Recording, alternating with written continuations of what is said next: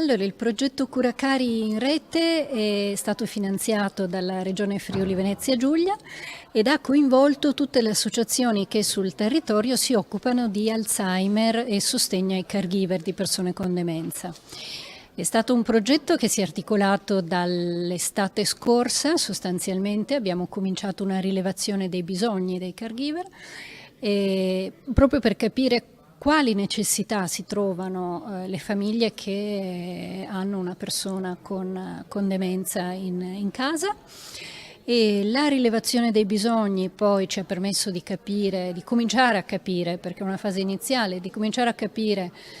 la situazione anche in un periodo di post-pandemia, quindi se i bisogni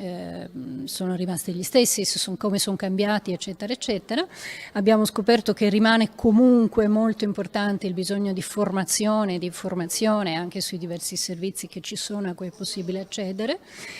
E poi a questo ha fatto seguito invece una mappatura dei servizi che già ci sono, che le associazioni Alzheimer danno sul territorio regionale, proprio nell'ottica di una condivisione sempre maggiore di servizi e di opportunità e di una conoscenza per le famiglie che questi servizi ci sono, quindi che non sono soli,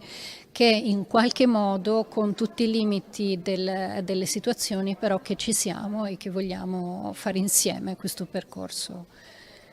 Abbiamo pensato di utilizzare questa occasione in cui abbiamo fatto vedere quanto siamo bravi, ma non era tanto quello di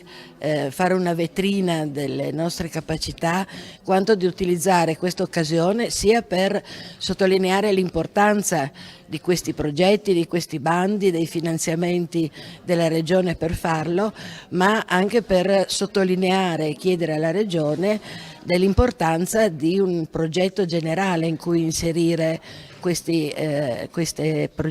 progetti, sì, soprattutto perché da un lato noi riusciamo a mettere in campo dei servizi innovativi, esemplari, ma se poi l'istituzione non li recepisce e non dà loro continuità, si esaurisce quella che è una funzione fondamentale dell'ente regionale.